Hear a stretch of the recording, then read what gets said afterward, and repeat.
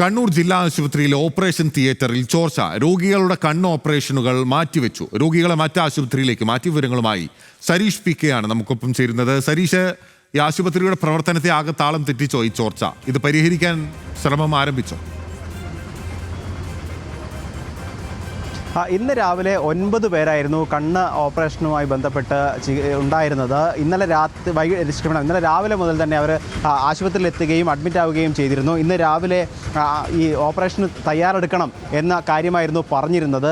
പക്ഷേ പിന്നീട് ഇന്ന് രാവിലെ എല്ലാവരും തയ്യാറെടുത്ത് ഓപ്പറേഷൻ മുറിയിലേക്ക് പോകുമ്പോഴോ തിയേറ്ററിലേക്ക് പോകുന്നതിനിടയിലാണ് ഇന്ന് ഓപ്പറേഷൻ നടക്കില്ല, കാരണം ഈ തിയേറ്റർ ചോർച്ചയിലാണ്, അതുകൊണ്ട് ഓപ്പറേഷൻ മാറ്റുകയാണ് എന്ന കാര്യം അറിയിച്ചത്. ഈ രോഗികളും ഒപ്പം തന്നെ ഈ ഡോക്ടർമാരും ഉൾപ്പെടെയുള്ളവർ ഈ ഓപ്പറേഷന് തയ്യാറായിരുന്നു. അതിനിടയിലാണ് ഇത്തരത്തിൽ ചോർച്ചയുണ്ട്. കാരണം ഇന്നലെ വൈകിട്ട് മുതൽ തന്നെ കണ്ണൂർ ജില്ലയിൽ വ്യാപകമായി മഴയുണ്ടായിരുന്നു. അതുകൊണ്ട് തന്നെ ഓപ്പറേഷൻ തിയേറ്റർ ഉൾപ്പെടെ ചോരുന്നൊരു സാഹചര്യമാണ് ഉണ്ടായത് എന്നാണ് ഇവരോട് പറഞ്ഞത്. പക്ഷേ എപ്പോൾ ഈ ചോർച്ച പരിഹരിക്കുമെന്നോ ഇവർക്ക് വീണ്ടും എപ്പോൾ ചികിത്സ ഉറപ്പാക്കുമെന്നോ കാര്യത്തിൽ ഒരു തരത്തിലുള്ള അറിയിപ്പും ഇതുവരെ ലഭിച്ചിട്ടില്ല. പലരും 9 പേരായിരുന്നു ആകെ ഉണ്ടായിരുന്നത്.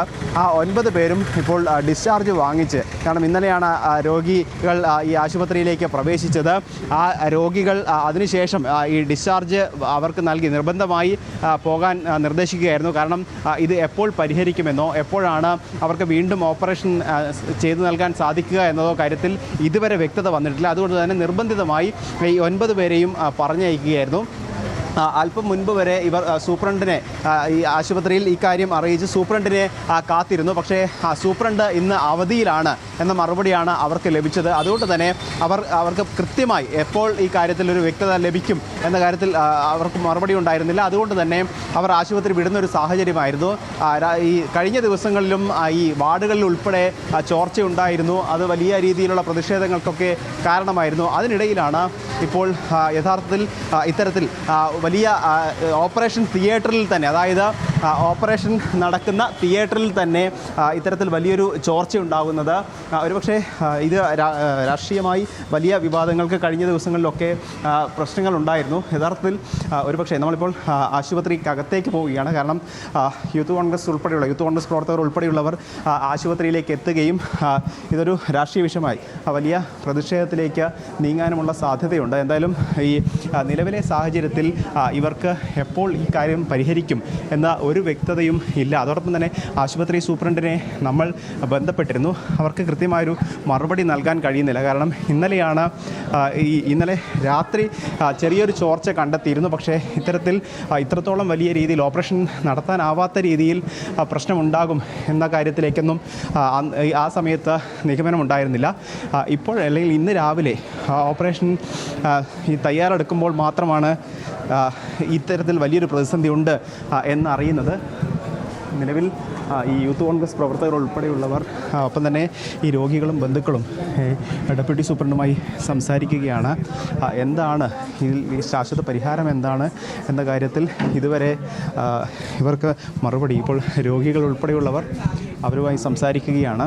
എന്തായാലും വലിയ പ്രശ്നം ഇവർക്ക് നിലവിലുണ്ട് എന്നുള്ളത് തന്നെയാണ്.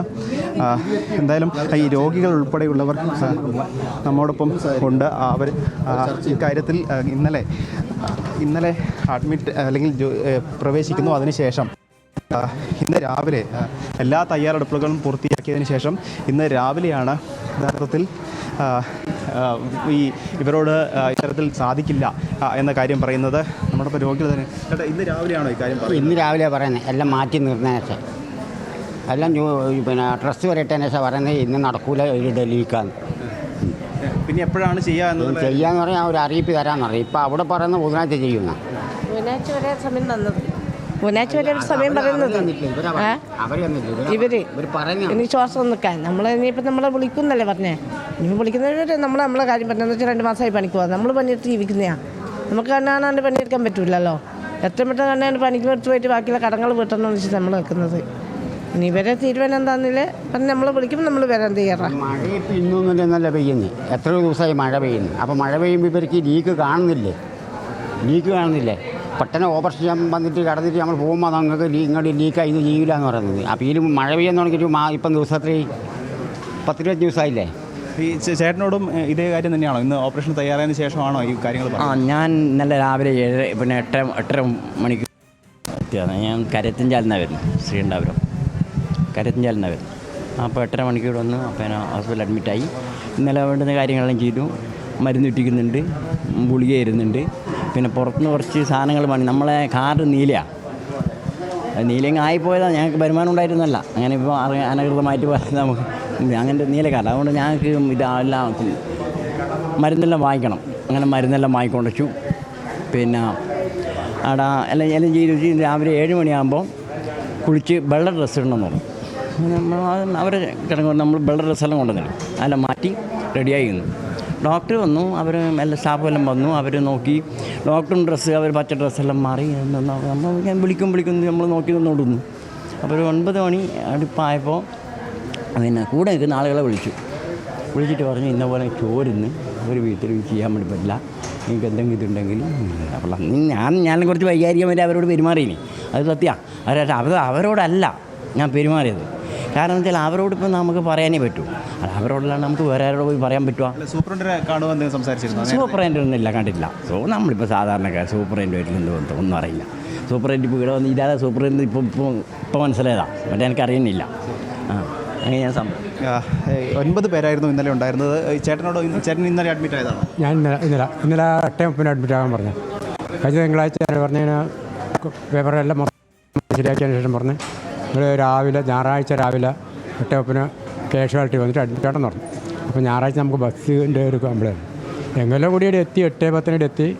അപ്പോൾ കാഷ്വാലിറ്റി കാണിച്ചാലും പറഞ്ഞ് അവിടുന്ന് നമുക്കറിയില്ലതാണ്. അപ്പോൾ അവിടുന്ന് 2 ഉള്ളിൽ കാണിച്ചു വരുമ്പോൾ ഡോക്ടറെ കാണിക്കണമെന്ന് പറഞ്ഞ് ഡോക്ടറെ കാണിച്ച് അവിടെ നമുക്ക് അഡ്മിറ്റിൻ്റെ കടലാസ് വന്നു. അവിടെ ഒരു ബുക്കും തന്നു. 50 രൂപ കൊടുക്കണം. അങ്ങനെ 60 രൂപയും കൊടുത്ത് നമ്മളിപ്പുറം വന്ന് ഞാനാ ഫസ്റ്റ് എത്തിയത്. അവിടെ കാണിച്ചാലും പറഞ്ഞ് ഇങ്ങനെ ഇതാ നിങ്ങളുടെ ബെഡ് എന്ന് പറഞ്ഞ് അവിടെ നിന്ന്. അവിടെ കുറേ കഴിഞ്ഞേരം എല്ലാവരും വന്നു. അപ്പോൾ എല്ലാവരും ബാക്കി പെണ്ണുങ്ങളുടെ വാർഡ് പെണ്ണുങ്ങളും ആണുങ്ങളുടെ വാർഡിലെ ആണുങ്ങളും നിന്ന് അവർ മരുന്ന് ചുറ്റിക്കാൻ തന്നു. 2 പ്രാവശ്യം മരുന്ന് ചുറ്റിച്ചു. വൈകുന്നേരം ആകുമ്പോൾ സരീഷ്, അവരുടെ പ്രതികരണങ്ങൾ എടുക്കുന്നത് തുടരുക. ഇപ്പോൾ കണ്ണൂരിലാണ് ജില്ലാ ആശുപത്രിയിലെ ഓപ്പറേഷൻ തിയേറ്ററിനുള്ളിൽ ചോർച്ച ഉണ്ടായത്. കണ്ണ് ഓപ്പറേഷൻ ഉൾപ്പെടെ മാറ്റിവെച്ചു. അത് ഇന്ന് രാവിലെയാണ് അവിടെ അധികൃതരെ ഈ രോഗികളെ അറിയിക്കുകയും ചെയ്തത്. പല രോഗികളും അവിടെ എത്തിയപ്പോഴാണ് ഈ കണ്ണ് ഓപ്പറേഷൻ മാറ്റിവെച്ച കാര്യങ്ങൾ അറിയുകയും ചെയ്തിട്ടുള്ളത്. അതിൻ്റെ ബുദ്ധിമുട്ട് അവർ നേരിടുന്നുമുണ്ട്. ആശുപത്രിയുടെ ഈ പ്രവർത്തനത്തെ ചെറിയ രീതിയിൽ ബാധിക്കുകയും ചെയ്തിട്ടുണ്ട്. ഒരു പ്രതിഷേധം ഉണ്ടാകാനുള്ള സാധ്യത കൂടി അവിടെ നിലനിൽക്കുന്നു എന്നുള്ളതാണ് സരീഷ് PK റിപ്പോർട്ട് ചെയ്യുന്നത്.